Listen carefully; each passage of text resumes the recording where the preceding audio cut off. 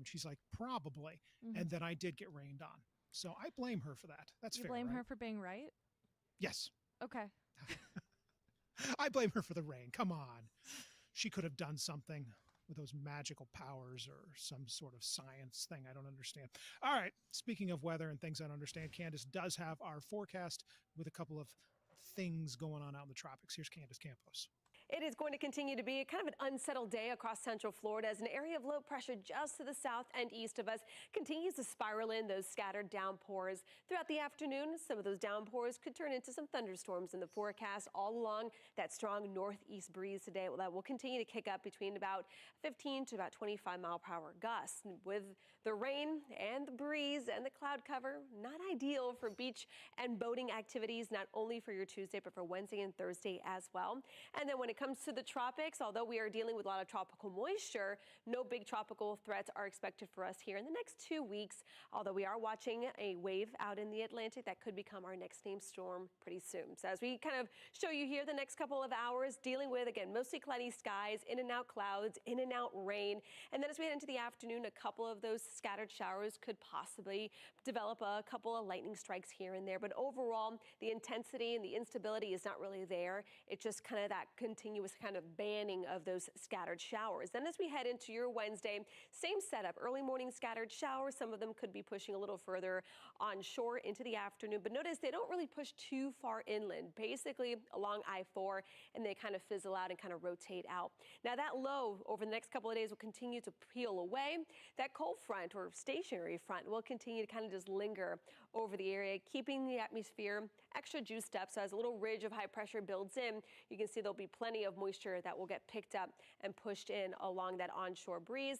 And that's going to be the setup at least until about Thursday. So the next question is after we've racked up 2, 3, almost 4 inches of rain in the last week, we're going to tack on a little more rain. So our rainfall forecast, at least within the rest of the week, you can see that most of the heavier or the higher amounts will be kind of lined up along the coastline there. Between 1 to 2 inches will be possible. But areas from I-4 out towards the west, more the western side, we're talking at most about half of an inch within the next 7 days or so. But when you add the strong breeze coming in out of the northeast, additional rain falling, areas like Flagler County will remain under a coastal flood advisory. This is primarily because ocean water is actually getting pushed back into the St. Johns, and the St. Johns water levels are starting to go up a little bit. We're not talking about anything major, but some minor flooding in and around the coast as well as along the St. Johns will be possible, especially during high tide.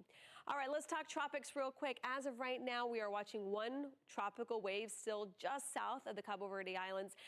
As of now, it has a 70% chance of potential development. It's going to be moving into some more favorable, more conducive conditions for it to start developing gradually. As of right now, we're looking like this could become a tropical depression, most likely by Wednesday, maybe as late as about Thursday.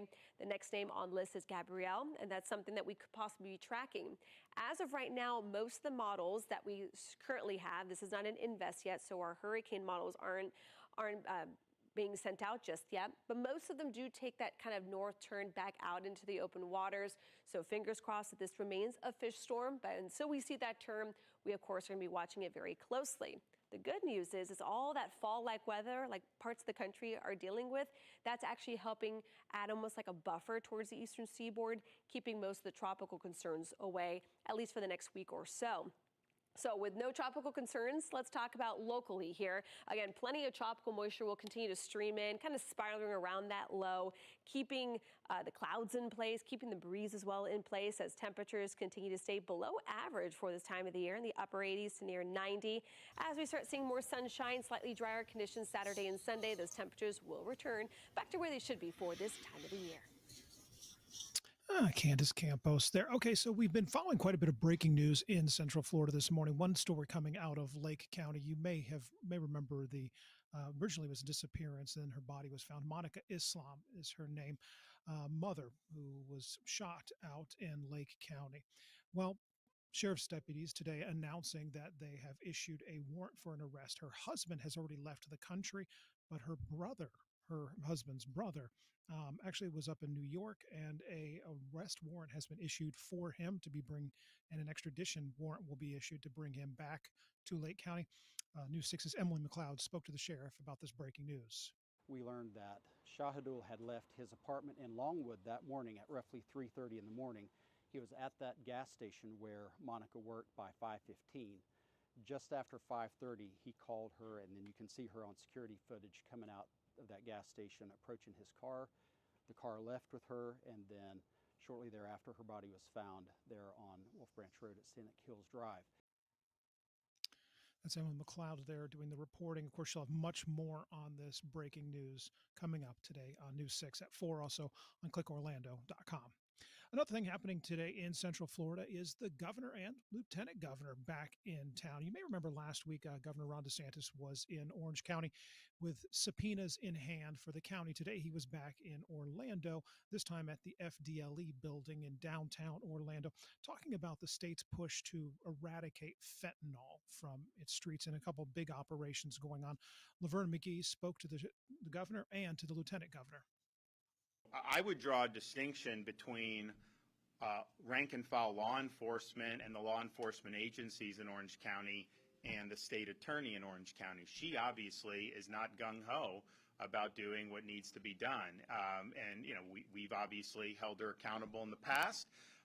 She's back. And so, you know, we have to see. But I think that they are on law enforcement rank and file. I think a lot of those folks are working really hard. You know, the reality is it takes two to tango on this. You could have the best policing in the world if you don't have a prosecutor who's really going to be strong on bringing these. Like, for example, Sheriff, how many homicide cases have you guys had with the fentanyl?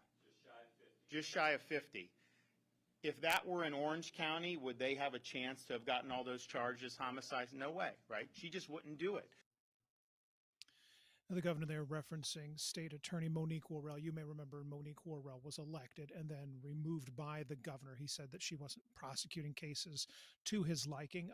She subsequently ran for her seat and won it back in decidedly large margins.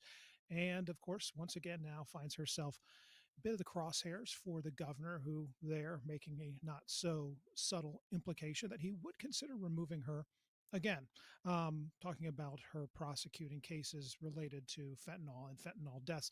You know, this is something that we've looked into in the past, looking at these numbers. And, you know, while each state attorney's office is a little bit different geography wise and caseload wise, most of what we're seeing out of the ninth, not too far of a deviation from others. So, you know, we'll have to wait and see what exactly the governor is intending to do here, but clearly coming to Central Florida to try and send a message this morning. Well, the governor's also been taking on a lot of flack for the state's actions in erasing crosswalks. It's not just the one outside of Pulse there near Soto gets a lot of the attention because we're seeing a lot of protests out there, but it's crosswalks all across the state. From one outside of a school in Brevard County that had messages like "soar to your potential" to the checkered flag crosswalk outside the Daytona International Speedway. You know, all of them one by one getting erased, painted over by the state, and the governor answering some pointed questions about it. And of course, protesters not giving up on this today, actually going all the way towards Orlando City Hall to try and put some pressure on the city to stand up to the governor. Mark Lehman has this story. I'm News 6's Mark Lehman, and we're in Orlando, where protests are expected to continue today over the removal of the rainbow crosswalk outside Pulse. Protesters say they moved their efforts here to show that this dispute is much larger than Pulse, leaving messages that say we won't be erased and also chalk is not a crime. These messages will be greeting city employees when they show up to work today. But I have been advised to keep my mouth shut for a moment.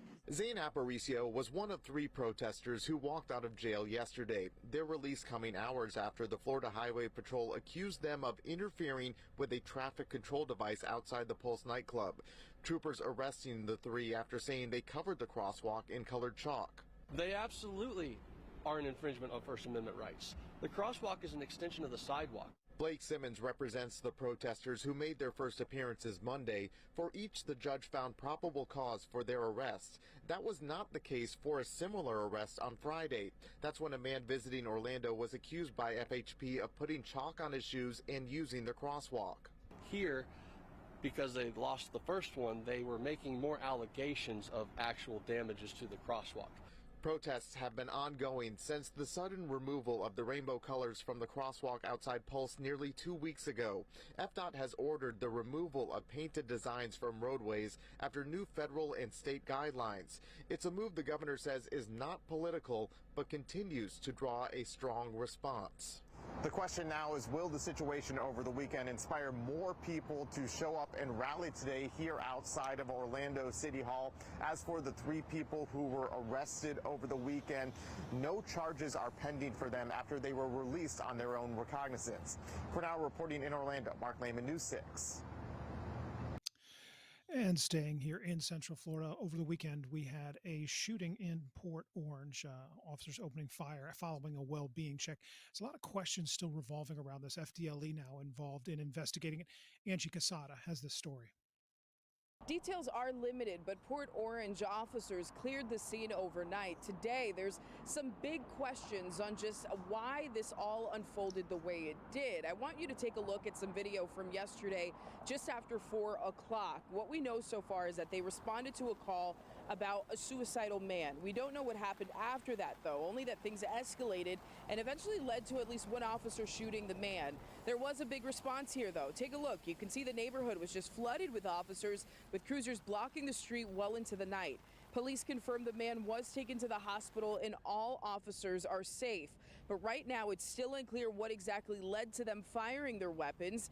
FDLE is now handling the independent investigation as that's standard procedure for the department. We are working to learn the condition of the man who was shot and just pressing for answers to see how this escalated the way it did. Of course, we'll keep you updated on air and over on clickorlando.com.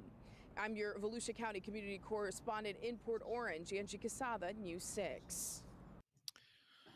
Well, if you didn't hear the sound of champagne popping, it's because nobody won the big lottery. And now it's up to more than $1 billion. I know every shred of my being wants to do a very, very bad Michael Myers impersonation of Dr. Evil saying $1 billion, but I'm not going to do that. Instead, Stephanie Rodriguez has the latest on lottery fever.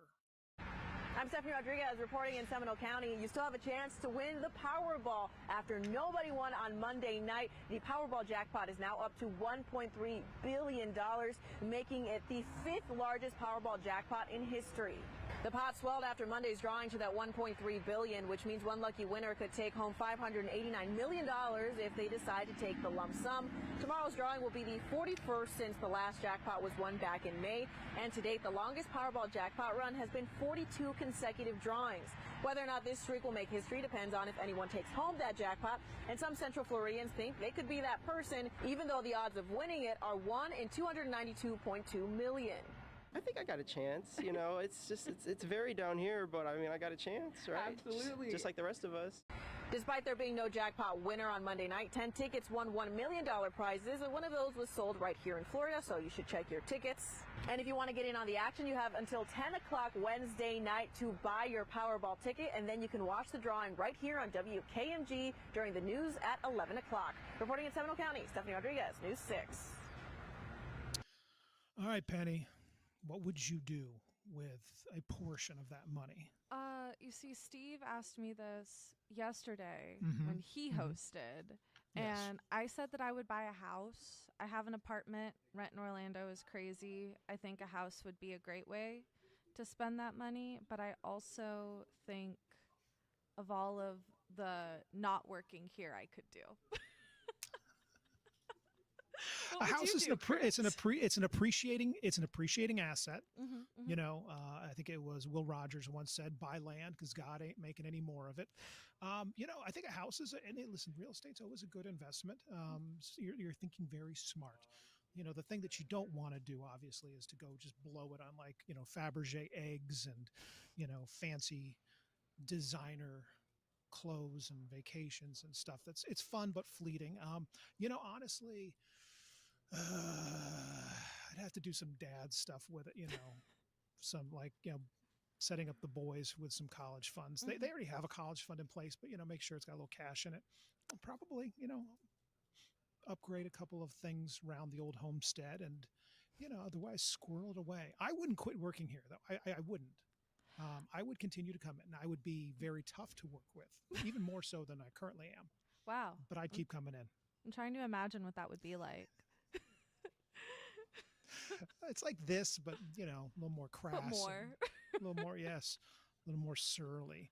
But no, that's probably it. I, maybe do some fun stuff for my sister and my sisters-in-law, and after that, I don't know. But I don't play the lottery. See, this is all like none of this matters because if I were to win the lottery, the first question I'd have would be how, because I didn't buy any tickets. Well, that's the thing is I am a very superstitious person in every avenue of my life. So I feel like for me, if I had that much of like a swing of good luck to win the lottery, I would have to immediately have a swing of that much bad luck. So I'd be too scared to ever try. Was that what are your superstitions? Is it something you do, or what is one of them? Give me an interesting one. Oh, if I this is so silly. If ever I have like a good thing that is happening to me, I can't tell a single person about it until it is far done, because I believe if I tell someone about a plan, it won't happen. Okay. It's called So, like, magical if- thinking. My therapist is really she urges me away from that.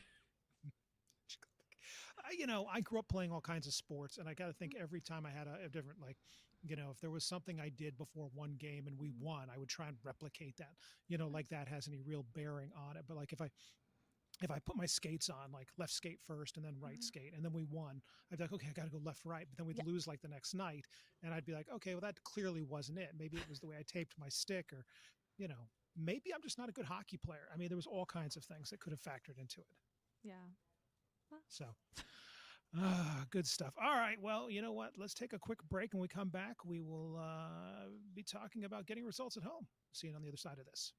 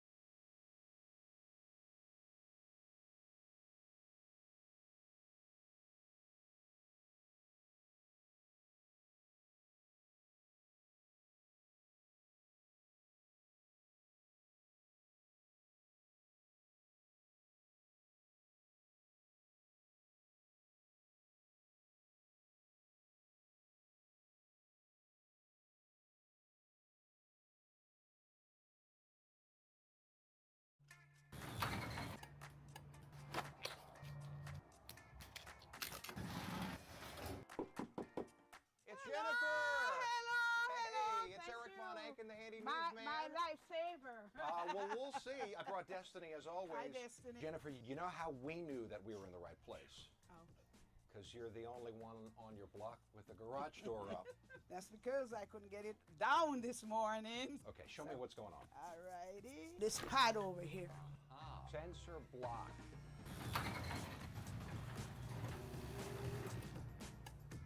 Okay, I got some supplies. I got some Okay. ideas. We're going to see if we can get results for you. Okay, see what you could do for me, please. First, let me explain what's probably going on here. So the blinking light and the error message that says sensor blocked probably means that the laser beam that shoots out from this sensor isn't making it across to that sensor. The whole point of the sensor, of course, is if little people get in the way, the sensor stops the door from coming down on top of them. So step one, we're going to clean the sensor eye on both sides.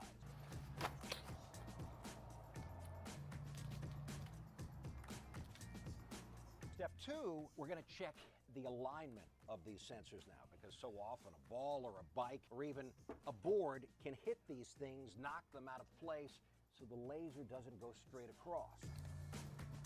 Now, this is also the time after cleaning and aligning that we need to check the lights. But here's the problem. Neither light is lit up. See that? Light's on now. The light's flickering. So the issue here is either in the connection or the sensor. So step three, you may have to replace the sensor too. That's what we're going to do.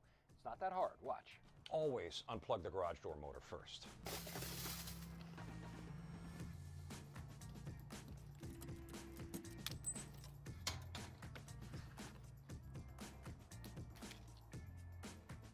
All I'm doing now is using my wire stripper to strip the wire and taking off the plastic coating, so now I can connect the new sensor. Look for the stripe. Make sure you do black to black, then white to white. Just using standard wire nuts to hold these in place. This is low voltage, so shouldn't be a problem. New sensor's tight. Gonna tuck the wire back there, plug it back in. Look at this, solid orange and solid green. I'm gonna get Jennifer. Jennifer, hit that button. Woo! Wow. Okay, down, down, down. You had a bad connection in the sensor. Wow. So I swapped it out for you. Yes, it opens. Thank you, guys. You're very welcome. Always learn something new with that. Every getting results at home that he does, you know.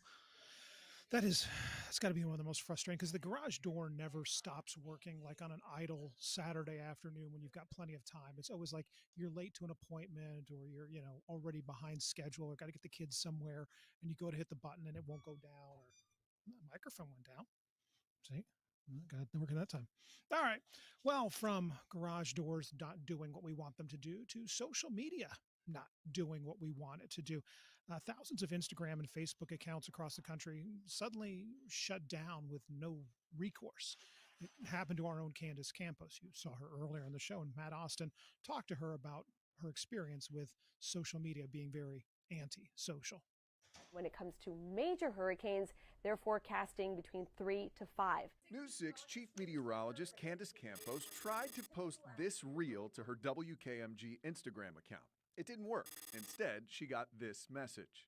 We've frozen your ability to post because you do not follow the community standards of Instagram. Your Instagram is a way you get information out to people. Exactly. I mean, and that's the point of my job, right? Especially during hurricane season, I want to turn reels real quick, talking about the latest update and hurricane this and hurricane that. So she requested a review to see if the freeze was a mistake. And she got this response. You'll hear back from us soon. That was 3 months ago. I sent emails, I sent an appeal, I did all of it and nothing. Nothing. You haven't heard anything? No, none whatsoever. Have you been able to talk to any person at Meta? No. Candace is not alone. We found a change.org petition with more than 40,000 signatures.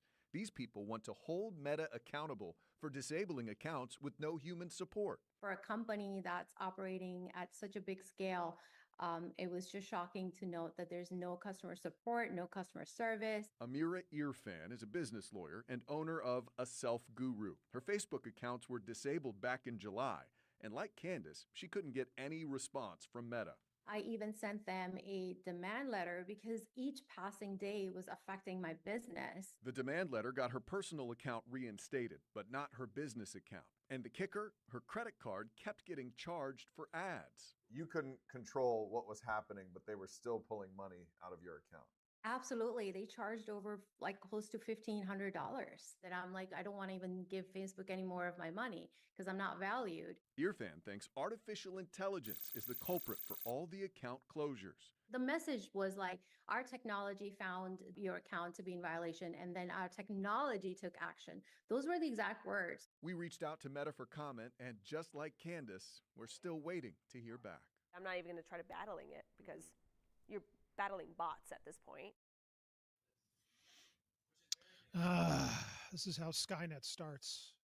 They don't show that in the Terminator films. It's all, just trying to kill John Connor. But what it really is social media accounts getting shut down by AI. Very meta of Meta. All right, so from social media being antisocial to people trying to help out their neighbors. Nice social way to do that. Justin Warmoth has a story of a couple of people in Winter Garden who are getting recycling back up and running. Just 2 months into this operation, and Plant Street recycling is booming. It really is popular here in Winter Garden. Originally, they were only allowed to pick up in neighborhoods that were gated for safety reasons, but they just got approval from the city to expand to neighborhoods just like this one. Business is great. We've gone from 1 day a week to 2 days a week now. We're staying pretty busy. Are you ready? When I first rode along with Robert Montgomery and Corey Sims, they had one truck, one trailer, and about 50 subscribers, all in Stony Brook West. Today, they're up to 120 households across 4 neighborhoods, with another 4 coming next month. It's just something that our neighbors are asking for. Our waiting list is showing us that we need to add more. And so we're trying to keep up with the demand. People are getting used to seeing us, seeing our big green recycling trailer out there and seeing us in our bright shirts. Plant Street Recycling launched after the city of Winter Garden ended its own recycling program earlier this year. Just last week, commissioners signed off on letting them expand into non-gated communities. We've proven that we're not damaging anything. So now they're allowing us to go into other communities that are not gated so we can continue to grow. But even with all that growth, their mission hasn't changed, keeping every can, bottle, and box out of the landfill for $25 a month. Montgomery says being able to hand sort items curbside has been key for their success. Right now the method works, and I think we can grow to several thousand homes just as long as we have the right amount of trucks and trailers. We've achieved 100% landfill diversion. Right. So everything that we've picked up, everything that we have touched, none of it has gone back to the landfill. What started with a trailer and a vision, now growing into something bigger than recycling. I know you guys have other jobs. I mean, do you look forward to pickups every week? I do. Yeah, you do? Yeah. Like you guys find purpose and joy with this. I know you do. Yeah, well, it's also a time we're out there. You're hanging out with your buddy. We're hanging out with the bros, right? Yeah. And hanging off the back of the trailer. And we do pickups in the morning. So we see a ton of people out walking, and the community's noticing us, and that's a good feeling. I'm your Winter Garden community correspondent, Justin Mormouth, News 6. All right, Penny, recycling. Thoughts? I think it's good. Very bold statement there. Nothing but hot takes from Penny Dela Cruz today. But no, seriously, the plant sheet recycling is so interesting because Justin was telling me when he first did the story that it was just like a thing that they thought they would do, and they were like, oh, well, maybe in a few years it'll get big enough to where we might have like 50 people. And now it's growing so fast, you can tell that the demand for recycling in Winter Garden really is there. It is, and it's, it's sad that the city got rid of it, but I know the ROI on recycling has been really tough for a lot of municipalities to maintain. Do you know, before we get into my pet peeve, the number one thing that people try and recycle that's not recyclable? Recyclable? Number one thing. Yes. Pizza boxes, I think. Pizza boxes. People think, because it's like, oh, it's cardboard. We can, nope. You cannot recycle it. It's really too bad. But yeah, people are constantly trying to do that. I see in my neighborhood, I live in Orange County, and we have recycling, and people will constantly bundle up their recycling and throw it in there, and you can't. The plastic bags, you can't recycle those. But now my beef here at WKMG is, where's our recycling? Oh, that's a question. We have one recycling bin. It's the one right behind you by the desk. Mm-hmm. And that is the only one I've ever seen in this building. So I don't know. Candace does this. There we go, right there.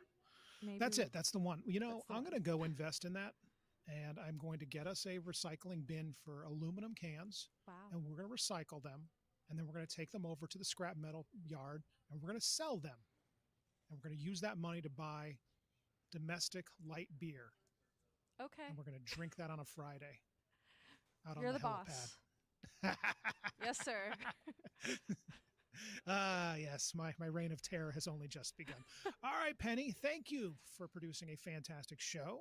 Thank you for being a part anchoring of it. We'll do this the rest of the week, and then we'll decide if Kathleen gets her spot back on Monday. Well, I'll be off on Monday, so she should be back. Well, there it is. Problem solved right there. We won't have to do one of those like ABC rose ceremonies where I have to like present one of you with like, you'll be my assistant today on the show. That would actually be really funny. I think you should do that. We will. We'll stage her. When you get back, we will stage a rose ceremony to determine who gets to be this person who has to pretend to laugh at all my stupid jokes. So Anyway, thank you, Penny. Thank you to Candace for the weather. And of course, thank you for watching. We'll be back here tomorrow, 12:30, to do this all over again. Of course, we break news all the time on clickorlando.com. And we will be on the air today starting at 4 o'clock with updates on both the arrest warrant coming out of Lake County as well as a child shot out of Melbourne. And of course, the governor visiting Central Florida and not too subtle jab at our state attorney, Monique Worrell. We'll have all of that coming up on News 6 starting at 4. Thanks for watching. See you back here tomorrow. Bye.